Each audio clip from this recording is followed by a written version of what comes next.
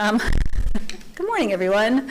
I am Dr. Brandy Smith. I'm the John and Adrienne Mars Director of Smithsonian's National Zoo and Conservation Biology Institute. And I am here to say that it is official. We are welcoming giant pandas back to our nation's capital by the end of this year. Yeah. Yes, absolutely. The Smithsonian and the China Wildlife Conservation Association have reached a 10-year cooperative breeding and research agreement for giant pandas, and we have filed our permit application with the U.S. Fish and Wildlife Service. Our new bears are Bao Li and Qing Bao.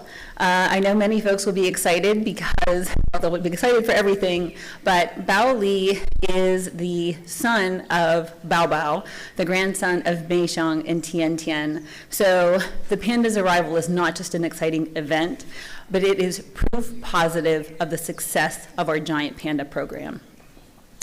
First Lady Patricia Nixon welcomed giant pandas here in 1972, and since that time, we have connected giant pandas with millions of people, with the millions of people who come to our zoo free through our gates to see giant pandas in person, and millions more people around the world who watch our pandas on the Giant Panda Cam. And together, for more than 50 years, the National Zoo and our Chinese partners have made groundbreaking research in giant panda behavior, in reproduction, in breeding, in health, and habitat. This research has provided critical data for the management of pandas in human cares and for the conservation of giant pandas around the world. And I'm so proud to say that this long-standing program and this collaboration with our Chinese colleagues is one of the reasons why giant pandas are no longer listed as endangered, but rather only vulnerable on the global list of species at risk of extinction. Giant pandas truly represent how great partnerships and great outcomes can be achieved through when we work together and with public support. And I'm honored to introduce Ambassador Xia, who has joined us this morning and will share his well wishes as we embark on the next chapter in giant panda care and conservation. Ambassador. Thank you. Thank you. Director Smith, friends from the media, good morning, everyone. Last November, we saw of Mei Xiang, Tian Tian, and Xiao Qiji from here. Many American friends, especially children, were reluctant to say goodbye.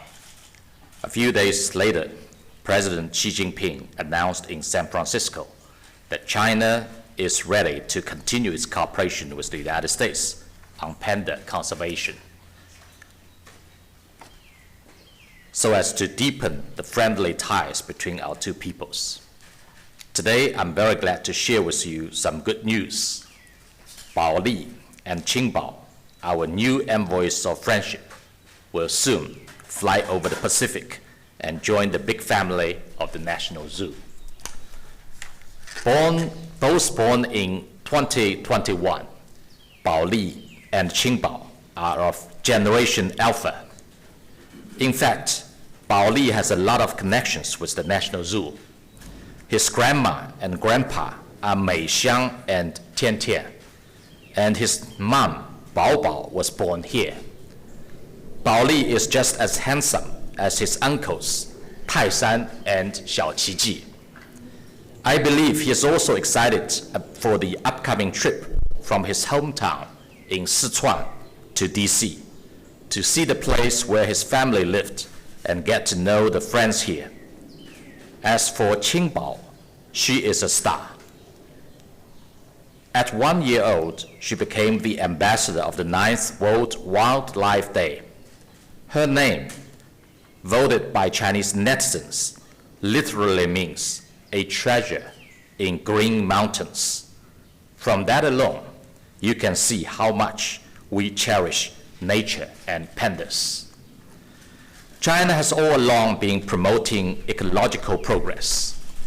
Nearly 20 years ago, then Zhejiang Party Secretary Xi Jinping said, "Clear waters and green mountains are just as valuable as gold and silver."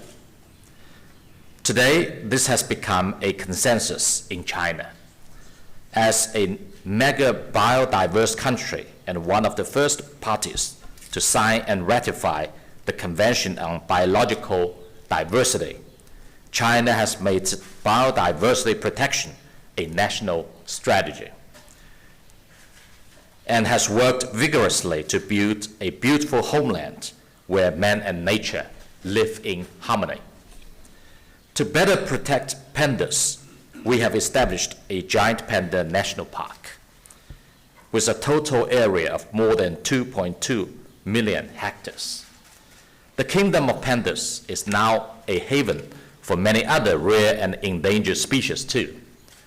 Today, the number of wild giant pandas in China has grown to nearly 1,900, and the species has been downgraded from endangered to vulnerable. This could not have been possible without the dedicated efforts of generations of panda conservationists deep in the mountains. It is also inseparable from international cooperation on panda conservation. So far, China has worked with 20 countries on panda conservation. The United States was among the first.